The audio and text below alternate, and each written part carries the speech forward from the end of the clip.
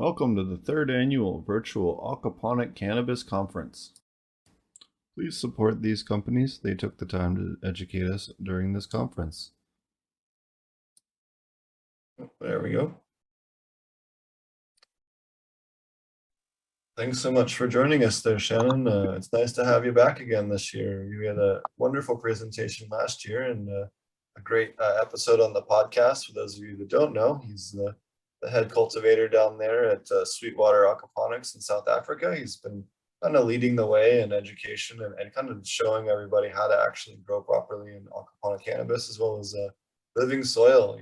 You can check out more of his facility both on my YouTube channel and from last year's conference. Hi, Steve. Thanks very much for having me. Wonderful to be here. It's in the evening now in South Africa. It's hard to tell there because we have a lot of load shedding. We have serious electricity restraints in this country at the moment. And it's not looking good for the future. They say for the next 10 years we have issues, which affects everything really. It affects the water supply, the water sanitation. Everything's we have to back up power for everything now. So, the expenditure that we weren't really expecting right now, with all the other expenditure that's required for cannabis growing. So yeah, I must say I've come a long way since last year's seminar. I did your masterclass course soon after that, and I must say it's exceptionally good course. I learned a great deal from it, and I put into practice what I learned from it through my winter grow. And on the facility, even though we have the only aquaponics cannabis license in Africa currently, there are other people applying for aquaponic licenses, but with our current constraints with electricity and water, it's been quite difficult to go forward with aquaponics. But we will make a plan. As we've got backup generators. We're looking at solar now to keep the aquaponics safe. With electricity breakers and things like that, with all the load shedding on and off, it affects everything, and breakers crash and you're not aware of it. Not every breaker has an alarm, and due to that, I actually lost 3 modules of fish this year on Christmas Day, actually. So it was a bit heartbreaking, but with aquaponics, you've got to be strong. You've got to get up and go, and you've got to keep going, because there's a lot to learn and a lot to administer in the aquaponics and keep everything well balanced, as you say previously in your introduction. And that's the biggest challenge. But all the other aquaponics systems that I've seen internationally don't have Dutch buckets. Well, in America, you would call them grow buckets, but we call them Dutch buckets, just so as a reference point. And I have probably 300-400 buckets linked to my modules running from the deep water, also linked to pulsators, which are buckets with the pulsators are buckets which are elevated, and also get the water from the DWCs, and then as a pulsator feeds 20 buckets at a time in each bucket, so they're lined up as such that each pulsator feeds 20 buckets to the left and right of it. And through all my experiments with aquaponics cannabis, from my initial experiments before I did your masterclass course, came a long way from there. I've been doing the dual root zone in the deep water, in the media beds, and in the buckets. And it's it's not as plain sailing as I was hoping or thought, because the buckets are elevated. It's 25-liter buckets, and they're elevated on building blocks to get the levels right. So you have your drain lines going back to your stump. So everything's got to be level. And so they stand probably about 80 centimeters off the ground, and then you plant into that, and your plants stand really high. And we have very high winds in the Eastern Cape in South Africa, and we're also very close to the coast, so we do get hammered by the winds. So having the plants elevated in the buckets and also in the media beds makes it even trickier because of the wind factor. We are ramping up all the tunnels and getting support around the tunnels for wind protection. And even with scrog netting, the elevated plants got smashed. We had a very hard storm just before Christmas, and yeah, I lost a hell of a lot of plants in the Dutch buckets because of the elevation and the media beds, and even in some deep water. So it's a lesson learned. And once again, we've been doing commercial cannabis now for 3 years, and we're still putting countermeasures in place. But yeah, we're getting closer every day. So I've still got a lot of plants in media beds, very big plants, bigger than I was hoping for, with tree trunks as stems. So it's encouraging to see that they are resilient in that way. So that I've got some very strong plants in skunk number 1 in the media beds, and I've got some 9-pound hammer in media beds as well. That they're doing very well, the ones that haven't died.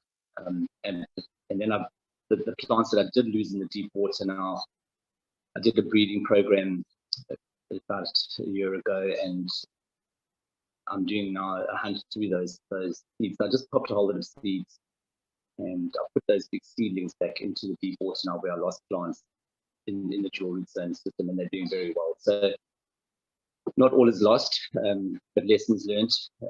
But we're pushing forward, and as soon as I can get the aquaponics 100% sound, we'll be expanding. But I need to get it right before we invest more into it, because cannabis farming requires a lot of capital input, and it's obviously high risk. And so we just need to create a balance. So I'm pushing a lot of cannabis through in my ground grow. My ground grows, I'll just say ground grow, but the holes that we put into the ground we put living soil, so we plant into the living soil into the holes. So that hasn't changed, and that's doing very well. And I'm doing skunk number 1 and 3 tunnels like that at the moment. We have a strong offtake to Australia for that particular strain, and yeah, so that's going well. And then in the other tunnel, I've got 300 fabric bags, 40-litre fabric bags with 9-pound hammer things through. And I did the same run in winter just to get the feel for it, and without grow lights, without proper grow lights, you're only going to get trichomes on any grow in winter. But we're also busy installing the big extraction unit now. So all of the winter grows that aren't up to standard will go into that extraction unit, and will make distillates, medications. So we're also going to be putting up another 6 tunnels for bag grows, because our offtake is increasing to Australia, which is very encouraging. There are currently 80 cannabis licenses in South Africa, but not all of them have offtake. Offtake is obviously one of the huge credentials we need to survive in this industry. So a lot of people are still struggling to find their feet, as we are. We haven't found our feet yet. And still having to put a lot of money in. But at the same time, I'm growing cannabis to make that money to put back in. So it's working that way at the moment. So it's been a very rough summer because of the water constraints and electricity and the loss of fish. But the loss of fish, I've got enough fish to put back into those systems now. So I'm just balancing things out there and getting the plants back and just settling down all the systems. Obviously, when you have a huge fish loss like that, you get a pH spike. So you need to just counter that, and that takes, for me, it takes a couple of weeks just until I'm happy and I put new water in it, get the EC right and everything. But it does affect your system when fish down en masse. But other than that, it's going well. Besides, well, I've had a lot of issues with mites this year as well. And not just spider mite, but I've had broad mite. And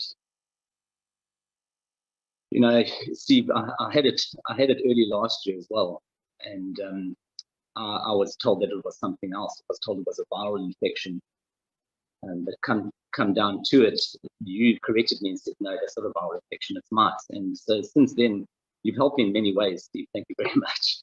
with the mice and with my arsenic issue, which I'll get to.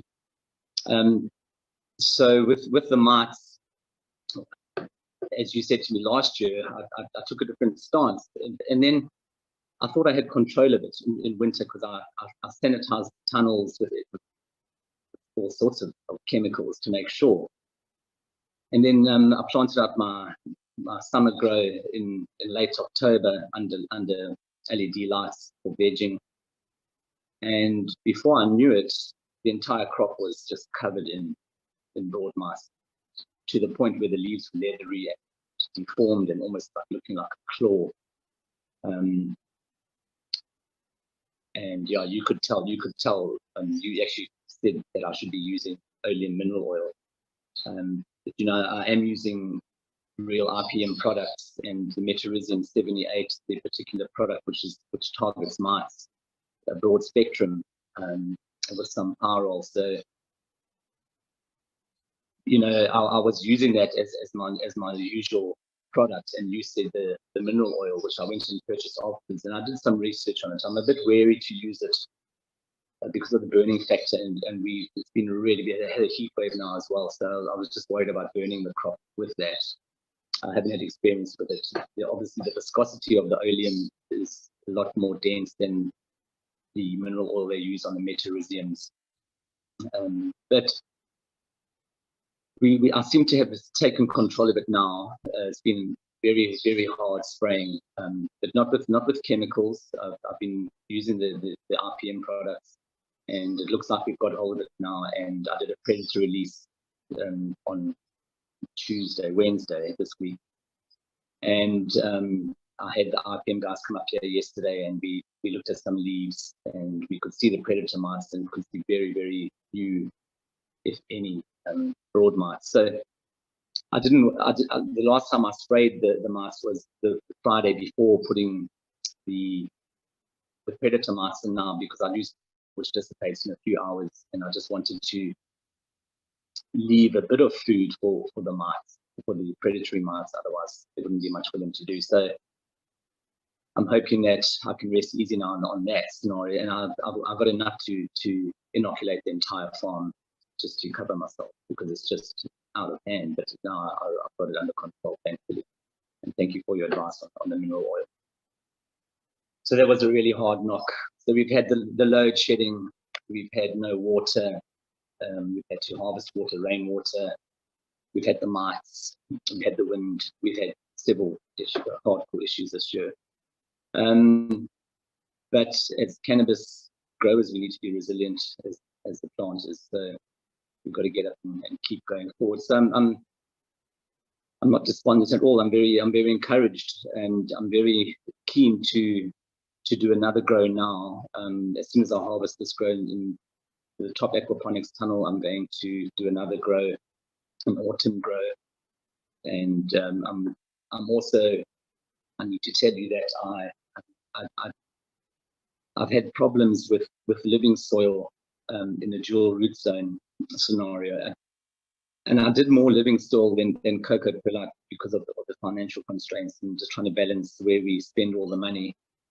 And I've had problems with capping on top of the living soil, on top of the pot.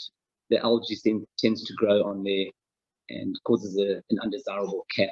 So, and also I find that the living soil tends to compact in aquaponics. So my next move, my next grow, which I'm going to do now in end of February, is going to be purely cocoa peat and perlite for that grow, just to see the difference, because I just feel that the roots found resistance, especially in the buckets, not in the deep water, but in the buckets and the media beds. I could just tell there was resistance for the roots to develop there. So I'm going to do that, and I feel quite excited about that. Even though it's going to be more expenditure, I think it's going to be a better grow.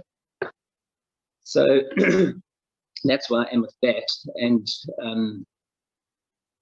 the arsenic issue I had the year previous to last year, 2021, and you also told me about kelp issue there, and I have told you that since I've stopped using kelp, based products altogether in aquaponics. I've had no arsenic issues. My arsenic levels on my COAs are practically zero. So that's very encouraging. So that was a wonderful tip, Stephen. Thank you very much. Because as you know, I tested everything. I tested the stone, I tested the fish, I tested the fish food. I was trying to see where it could be leaching in from, but it couldn't be leaching in. So yeah, you put me on the right track there. So thank you very much for that. And the people who supply us that kelp-based product is also a real RPM. And I did bring up the topic with them, and they've got defensive, which I do understand. They got defensive and said that there must be some residual in the lab where the tests are being done. And I had to speak to the lab, and they said no, that's impossible. And now there are other clientele who have got back to them, not in aquaponics and other grows, with using the same product, and their arsenic levels are through the roof. So they are looking at this now. That the real RPM are looking at this issue. They've got a scientist on it. So they're now putting us onto different products. If you want to use different products, we're using a product called Bitrasol, which is a ferment of sugar beet. It's sugar beet ferment, which is also high in. It's a very good product. Plants do like it, and you can use it in aquaponics. So we'd be diverting, and then you've also informed me that I should be using silicates. I haven't made that change yet. I just feel that I just need to go gradually and make small changes and adjust as we go. So I find with aquaponics you just need to do things gradually and not swiftly. So it works for me. So yeah, I've learned a hell of a lot since I did your masterclass course. And it's given me a lot more confidence, even though I've had some serious issues now. I understand the issues and why I've had the issues, and I will now correct those. And I was actually looking forward to a very, very strong summer crop in aquaponics this year. So, but because of the facts that I've mentioned, I haven't achieved that. But I will achieve some very nice aquaponics flower in this grow now, and then I look forward to doing the one in March. I've also come a long way with my genetics. You know, when we first spoke, I was having difficulty getting genetics, but there are some companies now in South Africa who are importing very strong genetics from the States and from Canada, which is very encouraging. And I'm also doing my own breeding now, so that's also just a fun part of it for me. I like the breeding part of it too. But yeah, my main focus is on the aquaponics and to make it 100% sound. I haven't done the labs application yet either, but I want to do it. I actually went to a factory that makes well, they call it mass in this country, but it's basically what you drink, Stephen. And so they say they can actually provide it for me, which makes it easy. I mean, I'm basically running this facility on my own with my staff. I don't have any. Well, I have one young gentleman who came from an aquaponics academy, and he didn't have much hands-on experience at the academy, but more theory, and then he did work a bit, but that kind of didn't let him into the systems as much. But now he's doing all my adjustments, he's doing my editors, and yeah, so I need someone who understands the aquaponics that I can actually take a break, because I've been doing this for like 5 years now without a break. So and yeah, as you know, when you take a knock, but you got to keep going. So that's what I'm doing, and I just need a bit of a break. So I look forward to that. So yeah, I'm still proving the concept of aquaponics to the new owners of our facility. My original partner decided that he didn't have the patience for it, and he wants to rather go and retire and do something else with his life. So I did find a new company to buy the facility. Unfortunately, they are on the Johannesburg Stock Exchange, and the name of the company is Lefat Healthcare, and they're also on the Frankfurt Stock Exchange. And the idea being there is to get our South African aquaponics grown cannabis into the recreational market, even though they're capping the THC at 10 and 12%. Makes it having to look at new strains and looking for weaker strains as such. But I've been looking for high THC strains out elsewhere for different strains for different markets. But that's fine too. I enjoy that. I enjoy working with different strains. So yeah, I do believe that I will prove the concept now to my new owners in the March grow. I mean, I'm going to have some very nice flowers coming out of the aquaponics. I'd like to do the comparison of COAs from my aquaponic grow to the bag grow and to the ground grow, just to do the comparison, because as growing food in aquaponics, obviously the terpenes and the flavors in aquaponics are way superior to any other kind of food that you can access anywhere in the world, because aquaponics accentuates the terpenes and the flavonoids. So that is my keenness on aquaponics to pursue that. So once I've proven the concept, then we will I look to actually change the entire facility over to aquaponics. But I really need to prove that it can work 100% throughout the year, through all the seasons, and it's going to take us getting a bit more data and experience in the climate and area and everything else that goes with it now with solar, because now if we have to go solar, it's going to have to be a very strong system in order to run lights with. So there's all these things that we're having to look at in this country now, but the entire country is having to adapt to it. So it's just what we do in South Africa. We just have to adapt, and the people seem quite resilient, more so than they should, but so be it. And I mean, the problem too that I see in Africa is that the systems that I'm working with are all modular, and they're all one size modular. So we do modular aquaponics because it's safer to do it that way, and it's also easier to control your nutrient flow to your plants. And so I have 8 fish tanks. I mean, I have 4 fish tanks and a sump per module, and I have 5 modules.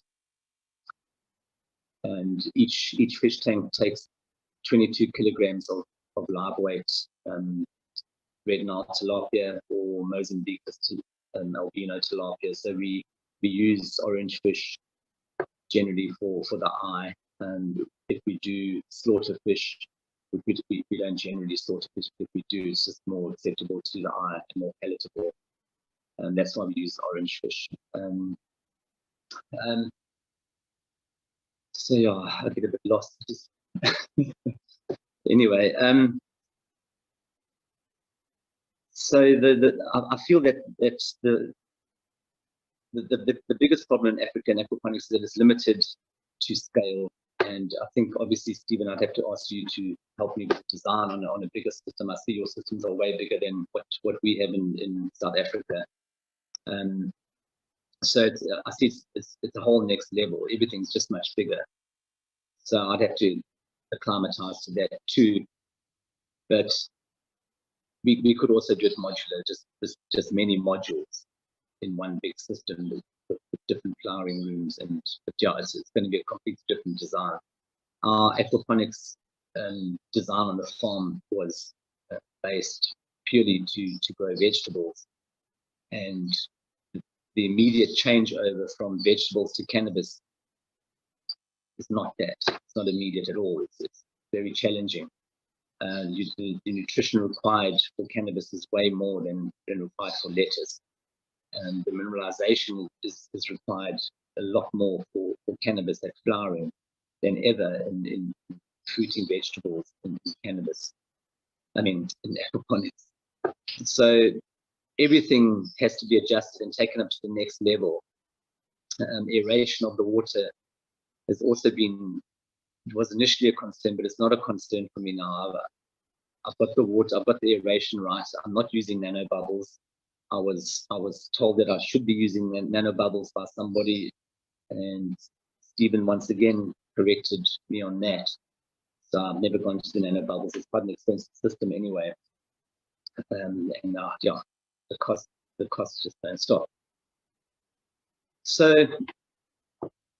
being the only aquaponics cannabis farm in Africa, this is quite a thing for us, but also very challenging. And I need to keep it going, and because of that, because I need other people to be encouraged by aquaponics and cannabis growing in aquaponics, because it is certainly perceived as a very difficult way to grow cannabis, but it is the cleanest way to grow cannabis, and is the most natural way to grow cannabis. There is no more natural way to grow cannabis medicine or cleaner way than this. You know, Stephen's shown me all the documentation as to how clean cannabis is compared to even to other clean grows, but nothing as clean as aquaponics grows. So I like to push the boundaries on it to test my abilities with it and to test the systems. But I like to encourage people to go to aquaponics as much as they can, because it is perceived as a very difficult way to grow. And it is a difficult way to grow. It's a very complex way to grow. But you can also overthink it. I find that I used to overthink it a lot and try too much and push too hard. So I pulled back and I let the system run on their own for a while, just to let nature take its place, all the biology without too much interruption, adding what I had to alter the pH, always taking the pH up in our systems. Nitrification is very good in our systems. I do add microbes to our systems, as Stephen said in his introduction. I don't have an array of product to choose from, but I use a lot of iodine as cleaning microbes and nitrification microbes. They clean the roots. They enhance nutrition uptake. It's an incredible product to work with. It cleans the water so beautifully. I used to have to vacuum the bottoms of my DWCs at least once a month because of all the residual fish poop and fish food. But since I've been using Biodine, the microbes clean up all that excess, and when I come to the end of the grow of 3 months, those DWCs are pretty clean. They used to smell kind of sulfuric at times, and as Stephen was also mentioning in the introduction about keeping the balance of microbes in aquaponics is extremely important. The autotrophs and the heterotrophs, they are both necessary in aquaponics. The heterotrophs are considered the baddies, but they're highly essential in aquaponics. But the autotrophs are the goodies, because they do all the good work. They do the nitrification and they do all the good stuff. But the heterotrophs work down, and they're responsible more for mineralization down the deep dark parts of the aquaponics. So I really encourage people to use Biodine and aquaponics in South Africa if they ever speak to me. I do that. So that's the only additional microbes that I do put in. Besides, I used to put worm teas into the system too, but kind of cowboy style. I just used to run them out of the worm farm and into buckets, and then put some molasses and then the airstone and aerate that for 24 hours and then add it to the system. But I did that with vegetables and it was fine. But with cannabis, you basically putting PM back into your system by just doing that without treating it in the better style. So I've changed my ways with the worm tea going into that aquaponics too. It's not so crucial for the bags and the ground grow, but aquaponics it tends to show. I do believe that plants do acclimatize. I've seen different strains acclimatize on our facility as well to PM and things, but depending on the climate and being along the coast, we get a lot of humidity. And that's one of the other things that I need to invest or get my partners to invest in is big commercial dehumidifiers in the grow. I haven't got those yet. I have in the top aquaponics tunnel which I'm turning as close to indoor as I can. I'm going to be putting grow lights in there. I have put heat exchangers in. There's 2 modules in that big tunnel. It's a 30 by 14 meter tunnel. So it's bigger than the others. So I get a lot more plants in there. And I'm putting a lot of shelter on that tunnel down the sides with shade cloth, and at the ends I'm going to be putting fans in there, and I've got heat exchangers in each of those 2 sumps there. So currently we put them in November, and then the electricity supply crashed, so I actually haven't been able to use them through summer, which was the whole idea, to compare the heat exchanging systems to the systems that don't have it. And some are due to the pythium that we pick up in summer because of the heat of the water. So those are the problems that we've had. So that tunnel, we're going to be putting grow lights in as well. And the idea for that is to, in aquaponics, is to get an 8-week grow every 2 months. So I'll be vegging plants in our veg tunnel. And then as I go into the aquaponics in the planting, I'll be planting into the air pots, dual root zone, up in the veg tunnel. I'll be vegging in those pots only for about a week, and then I'll be going into aquaponics, into the buckets, the deep water and the media beds, and I'll flip plants immediately. So I'll get an 8-week flowering period in there, go to harvest, and then continue like that throughout the year in order to make us more capital to invest in the facility. That is what's right now. So that's where we are now, Stephen. Yeah, I'm really enjoying working with some really good genetics as well, like I said. But yeah, I've got the one guy, Luke, who's helping me now in aquaponics. I'm training him up, and I'm going to probably have to get at least 1, maybe 2 young growers to come in and help me work in the bag tunnels, the living soil tunnels, and the ground tunnels, because the plants are just, I've got so many plants, and each tunnel has its own issue. Like the one skunk number 1 tunnel, the plants are so big, it's this time of year that spraying them and working on them takes 3 times longer than it does on any other plant because of the size. But I need the size, I need the yield. I just plant them early, and then we've got the 9-pound hammer tunnel, and there's 300 bags in there, and those plants are doing extremely well, and I need to defoliate all of those plants this week, and my tallyman from Oni in the aquaponics tunnel as well. So I've got a week of defoliating, heavy defoliating this week, so that needs to be done. And I just need people to be able to come and help with general plant work.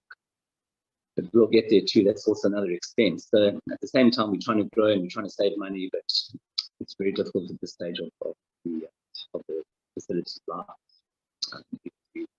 We're still growing, getting on our feet. But we are one of the strongest cannabis companies in South Africa, due to our offtake, and due to the fact that we are the only cannabis company on Johannesburg Stock Exchange, and on the Frankfurt Stock Exchange. So we are moving in the right direction. The head office in Johannesburg they're doing all the business transactions, and they're also doing a lot of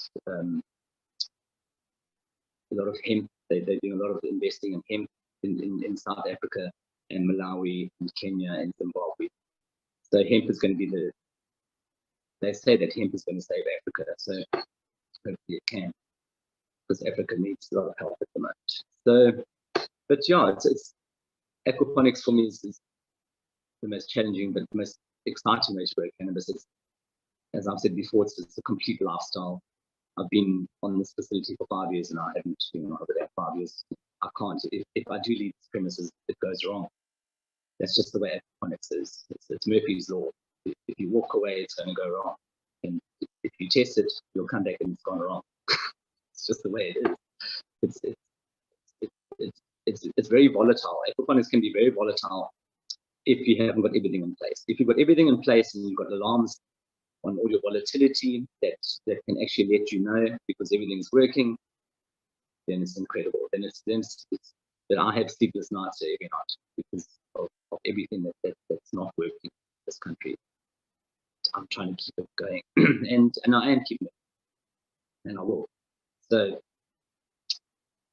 yeah, strength to Africa. So Yeah,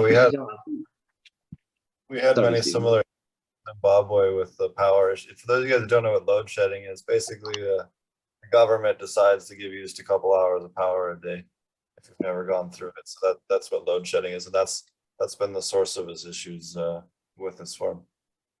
Yeah, and we are currently in load shedding due to the light factor. Today we are off for 12 hours load shedding today. So it's very difficult to work like that. So at least we have backup generators that will have auto start, but those are costing us a fortune to run every day. So yeah, solar is the answer for us, but that too is another huge investment. You know, for us to invest to get this facility up to scratch on solar is going to cost us over R1 million. I know it's not a lot in dollars, but it's relative. It's a lot of money for us. So it's been very difficult, but we have to maneuver and we have to make new ways to survive, and we are currently in that process.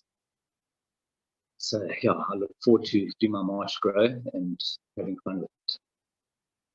And I think yeah, that's pretty much it, Stephen. Unless you have anything else you would like to. Oh yeah, I'd love for you to talk about the cultivars that you've been growing and which ones you found did well in aquaponics and didn't, and what have been the. You've got a lot of great genetics that you've been running. Yeah, it's yeah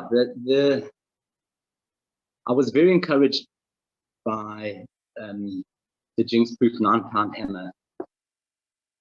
It was a pheno that I picked up from a clone company in South Africa, and they actually won a competition with that particular pheno. And I purchased that pheno and I just kept it. I just kept it as a mother plant. And then we grew it out the 1 year just for fun, and then we tested it, and the THC levels were high, the terpenes were amazing. So at that time, I was focusing only on skunk number one. We pretty much are the only facility in South Africa who's growing the original skunk number one. I know that a lot of seed companies have Exodus, but this is the original cut from the UK from the early 80s that came in with a friend of mine, Simon Strain Hunter, and I had that. I'm a gatekeeper for that particular genetic. So that's how this facility is actually still on its feet due to that particular genetic. It's very old school genetic. It's a very sought after genetic for smoking. It's very sought after genetic. The THC varies from 20 to 30% THC depending on the time of year. I haven't grown it under lights yet, so that's the other problem on a cannabis facility. That's not completely up to scratch. If you're growing with nature and sun, your THC levels will vary per each grow, obviously per climate. But you know, for an offtake, for an international offtake, obviously the client would like the product to be stable and consistent every time. So that's a big consideration for any cannabis facility. It's consistency of the product, even the look of the flower.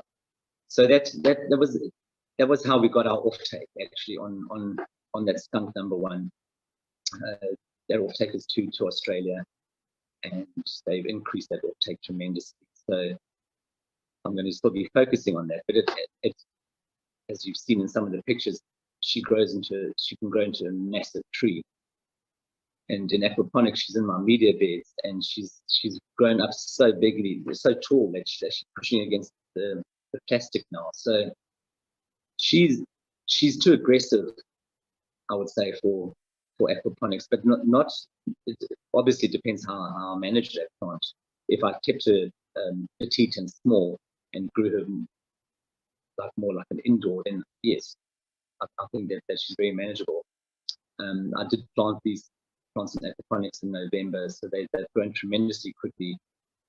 But I think it's just a bit too strong for aquaponics and the space constraints in aquaponics, because I've got buckets that are close to each other. If I had plants that are big next to each other, I think the buckets would topple over. So that's why I looked at the Jinx Group 9-pound hammer, because she's more the bushy shrub type of style shape, much more manageable, especially for the wind factor that we have here. So that's why I went for her. I did a bag grow of her last summer before last summer, and yeah, we got a 28% THC in her with wonderful terpenes, like I said, with beautiful smoke. People couldn't get enough of it.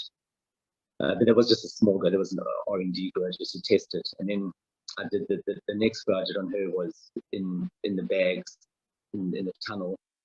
And that was a winter grow, as I said, didn't produce much flower, just small flower with a lot of trichomes. So I've kept that product for extraction. And then I did her in aquaponics. Now those pictures that you were showing now were 9-pound hammer in aquaponics, because of her shape and her size. She's much more manageable, but she has a lot of foliage, a hell of a lot of foliage. And the ones in the tunnel, I've defoliated those plants twice already. Now I've got to go for a massive defoliation, because they're in pre-flower now, so that'll be the last one that I do. So it's going to be a heavy one. In aquaponics, it wouldn't be the same because of the nitrogen levels. I would have far better stretches, I believe, in aquaponics for the nitrogen levels. So different looking plant, but not as big as the skunk number one. I've also I've got Sulfur Genetics LSP, Lumpy Space Princess, in deep water in aquaponics now, but she's in one of the modules where I lost the fish. So I'm going to be running that system now. I'm going to introduce with that product that I mentioned earlier, the Vitrasol, which is the sugar beet ferment, which is a very nice product. And I'm going to just run that system with the Vitrasol before I introduce the fish in winter again. So I'll finish that grow with the Vitrasol. So it won't be an aquaponic grow as such, but I started off with one, and the plants are in the nice root systems, and it's a beautiful plant. And that plant has two. There's heavy skunk number one bred into her. You can actually smell it when you break the leaves off. So I'm looking forward to that. I've also got some genetics from Farmer Fly in America, Bad Sally. And Farmer Fly, he breeds for himself, for his own medicine. So he doesn't chase the high THC. So I've got Bad Sally, which is one of his very beautiful plants. She's got a very purple flower, and she's an Afghan line. So she's also quite a low shrubby bush, but a very strong grower, very strong bush. You can see her Afghan leaves look a little bit skeevish in ways, but a beautiful plant. And because she's got a lower THC, I hadn't actually done a COA on her yet, because I did a beautiful grow on her in winter, and the bud looked so beautiful and so dense. But obviously, when I harvested it became more winter-like. So, but now I've got several of her in my skunk number one tunnel, and she too was under suffering from mine. But she reacted differently to the skunk. She didn't get that kind of leathery leaf. Maybe it's the shape of the leaf, because she's more sativarish. I don't know, but she in the center, she lost some leaves in the center, but they were yellowy. They didn't get that deformed look about them. And she went to flower. She went to flower earlier than everyone else. I think the stress made her go to flower. So she's in flower at the moment, and the skunk number ones are just looking at pre-flower. So I'm going to do a COA on her. And when I did speak to Farmer Fly about her, he said that the THC in her is probably going to range between 13 and 18. So she would be ideal to aim at the German market. She's got a beautiful bag of appeal, very dark purple flower down with a back lime green leaf the background. So fascinating plant, but with a mothball type terpene as well, also with a chemical background. So fascinating plants. And I also I bought regulars from him. So I also popped a male. I had a huge male which I've bred to some in-house genetics. So I'm also running some of those now just to see what they do. So I'm looking at Bailey to go to Germany because it's a lower THC. So I'm picking strains for countries based on their regulations. So Australia, which is our biggest offtake, they will take nothing less than 20% THC currently. So, with the skunk number one, that's not a problem. And I'm going to be sending the Jinx Fruit 9-pound hammer to Australia this year as well. They're very keen to have that. So that'll be the first for them. And I know the THC will probably be about 28% THC on a 9-pound hammer. So I'm also growing. I'm sure a lot of people have heard about Blue Sky's Vienna skunk in England. It's quite a controversial fellow. But his genetics are fascinating. All skunk-based genetics, and they are skunk-based genetics. I've grown his stuff. I've bred with his stuff, and the F2s are all skunk-based. So I'm very excited about that. So I'm growing some of those out now as well in deep water, just to see the full expression of those plants. I haven't seen them anywhere. I'm just letting them grow as they want to grow, just to get an idea of what they're like. And the stem rub, people say they don't believe in stem rubs, but it gives you an indication. And everything that I rub off is the F2s are just heavy skunk-based. So I'm very excited about that as a lineage going forward. Because there's all the different terpenes mixed up into that, with all the fruits and the berries, and they're all in. But it's not that I haven't found something like a skunk number one yet that's hasn't got that nasty skunk. It's got a very appealing skunk, fruity background, a blueberry background. So yeah, I find genetics fascinating. It's just an endless thing. My fridge is just full of seeds. My girlfriend's there's more seeds than food in the fridge, and it's true. But it's just fascinating to me, the different terpenes. But the genetics, I really enjoy working with Oni Genetics. I've just purchased some Big Bird genetics from them now, and that's Tropicana cookies. It's probably not Tropicana cookies, and I've got Tropicana cookies now in the stable now, and this particular pheno is at 30% THC. So also that the LSP from Soulfire Genetics too is a 31%. So she's a banger with beautiful colors too. So I'm collecting some really good phenos to go forward with. I don't want to have too many, but I'd like to have a new flavor in each year to grow for potential clients, that we don't stagnate. Obviously, our flagship will be skunk number one. We've got a potentially very big offtake for that particular strain. So that's our flagship until things change. I don't think that will change. She's more than 20 years old already. It's a huge market for her. So I like to work on select strains. And I'm still busy finding those strains. I've got some very good strains now. I've got some friends who are really strict collectors in genetics, and they do share with me, which is a wonderful thing. People do feed me wonderful genetics too. It's very difficult to get all the stuff and do the pheno hunt and find the right pheno. It's not that it's a very timeless process with everything else that we have to do on a daily basis, and it's daily basis. It does not stop, and it's very demanding but very rewarding, and also very heartbreaking, to tell you the truth. But you've got to be resilient to aquaponics, like they're like plants. So, but it's just wonderful. I can't get enough of aquaponics. It's my life, and it'll remain so. So I'm going to be working with a lot more Oni genetics going forward. Definitely the Tropicana cookies, and the Big Bird, and this Teleman that I've got now is a wonderful pheno. I've actually got a great deal of Teleman growing right now. That's that one that you were showing with all the colors in winter. That was a winter grow, and I've got a good big crop of Teleman coming out. So my big yield is for this coming March crop. We're going to harvest in March this year. It's going to be skunk number one, the Jinx Group 9' MA, the Oni Genetics Tally for particular pheno, also the 26% of THC. So everything we're growing at the moment is about 25% THC in summer, and then obviously as the sun weakens, THC weakens with it until I get lights. But I'm going to be hopefully getting lights into my topic this tunnel short before winter.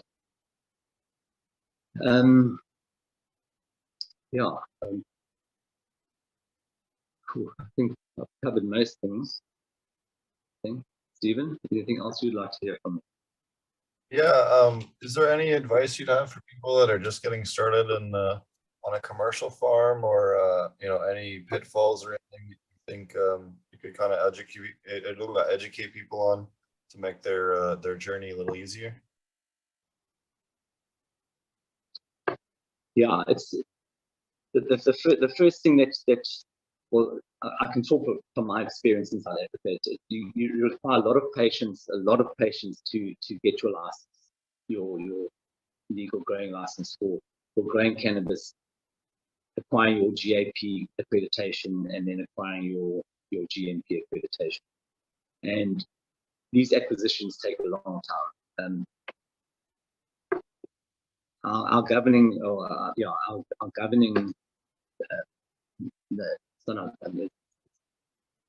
the body that hands out the license that governs the industry is called SAP, South African Health Products Regulatory Authority. And once you do application, the application costs R1 million, about R1 million these days. When we applied 4 years ago, it was just over 100,000 rand, so it's increased dramatically. And the license is valid for 5 years. So when you apply for your license, you have to give them the form out in the application, and you have to set up your facility for inspection. And that means that you have to set it up fully for what you've applied for. So you have to set up your grow area, the way you're going to grow, your security, your cameras have to be in place, your facilities have to be in place where you're going to be doing all the handling of the product, your drying, your de-stalking, your curing, everything. The whole facility has to be in place, and it has to have a free flow from one side to the other. And it's a very expensive endeavor, because once you feel you're ready and you put all the signage up and everything's flowing, you still can't grow cannabis. So you put all the money in, and you put the money in for an application, and then you wait until they are ready to come and inspect your facility. And when they come to the facility, they come in, and there's two inspectors that come from SAPRA, and they start with your SOPs, and you've got a filing cabinet of 44 files, large files, full of documents, full of your SOPs, your security documents, your service level agreements with all your vendors, all your compartments of handling the product have to be in place with security, with cameras in your facility. Your fencing has to be up. Everything has to be compliant and you are given a compliance list on your application. So you have guidelines as to what you need to do. So but in South Africa, when you apply for your license, you could only apply for a grow license. And grow license means your GAP license, which means you can grow the cannabis and you can take it up to your facility, and you can dry it and cure it, and you can pack it in big volumes and export it. That's all you could do. You couldn't even apply for GMP accreditation. It wasn't in place in South Africa, so you could only grow the cannabis and export it in bulk. But things change rapidly after that, and things are way up to speed now, still way behind the rest of the world. So then, once the inspection's been, you'll get your report back, and if you failed your inspection, they'll tell you why and what you need to rectify, and they'll come back in about 3 months' time and do the inspection again, which also costs another fee. So all the while, you aren't making money. You're putting money in, and it took us 18 months to get a license, and that was quick. South Africa. But all the while, we weren't really generating it, and we were putting the money. So putting money into a hole. And you weren't allowed to grow for recreation, and you're still not allowed to grow for recreation. So you can only grow for export. And to acquire export accreditation, you need to have accreditation, EU GMP, which is European GMP, good manufacturing practice. And we have South African GMP, but it's not recognized in Europe anywhere else in the world. So it's a pointless exercise. So in order to get up to scratch, we have to get control union to come in from overseas and do the full inspection and put into place what is required for European GMP. And it costs a vast amount. Everything you do in a facility costs a vast amount of money. So you need to have very strong investors to be sure, to be safe, and your investors need to be bullish. They need to be bullish, and they need to understand that the risk is high, and the risk is very high, but the rewards can be high. The key to success, as we've seen it, is compliance. But even compliance in Africa is nowhere near to compliance in the rest of the world, as I've seen. But we are as compliant as we need to be for compliance in South Africa. And that's regarding security, cleanliness. We have PPE, we have all the PPE equipment that's required. We all wear that equipment. We don't have an indoor grow as such, so we don't have to wear PPE indoors, which can be pretty warm in South Africa, but other facilities do. So you need a lot of money, and then we haven't even got to the actual style of growing. I mean, aquaponics is unique in its style. It's a biological system. I'm sure that in America it must be very difficult as well because of the temperature fluctuations you get there. We have the same, but we have opposite. We have heat problems. You guys have freezing problems. So it requires more input because of the biology. We're dealing with living microorganisms, fish and plants, obviously. So we have to put more money into accommodate these things. Whereas vegetables didn't need to do that. But aquaponics is the future. It's the future of any agriculture. The way things are going at the moment, the way they're cutting carbon emissions, everything, even cattle. So aquaponics is definitely the future of food security in the world and medicine. There's no doubt in my mind. So the more the merrier, I say. But it is high risk, it is highly volatile. But as in the same breath, things are improving to make it easier every day. Technology is going to help us. Right. So for me, it's the only way. But the investors, obviously, investing in aquaponics is more complex because you're having to invest in the components, and the diversity of aquaponics is growing as I see it. A lot of aquaponic systems that I see in the world are all just deep water, and I see that a lot of people don't use their media beds to grow it. And I understand why they don't grow media beds, but I also believe that you can and that you should, because your space is limited in aquaponics module. So I do grow media beds. People don't like to grow media beds, they say, because it's highly volatile, because that's where your nitrification is taking place. Yeah, it is volatile because of that, but you also have living organisms. You have your microbes, you have your earthworms, your red regulars, your earthworms living in your media beds, in the stone. They're living down in the stone. They're helping with the whole process of the aquaponics. So I believe strongly you can grow very good cannabis in media beds. So I do, and I get some of my strongest grows in media beds. So all the deep water grows, and deep water is it's a very complex grow. I know for Stephen that it isn't for you, and it isn't for Marty.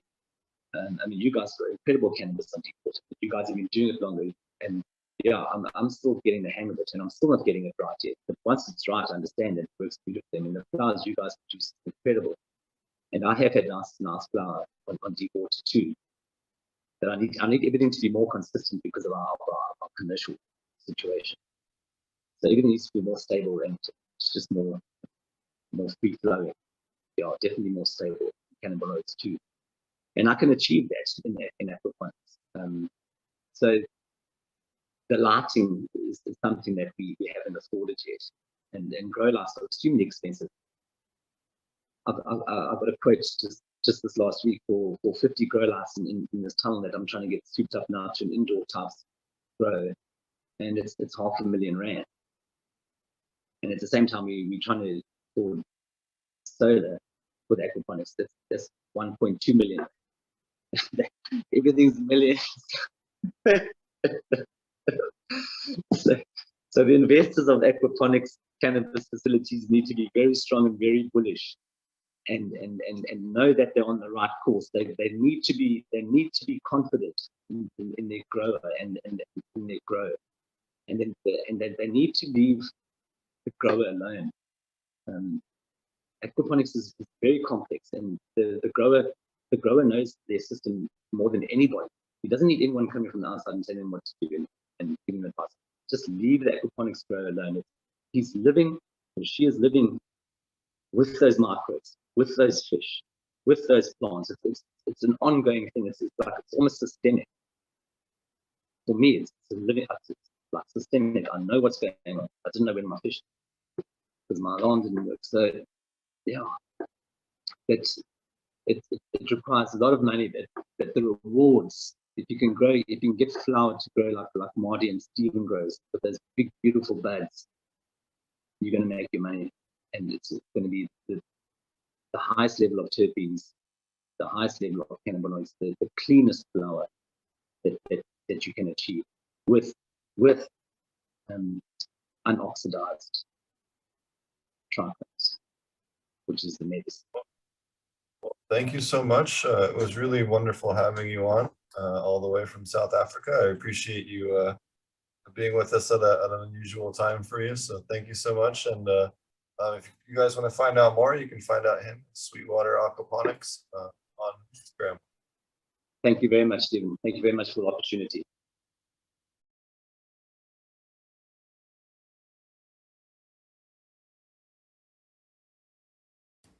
Please support these companies. They took the time to educate us during this conference.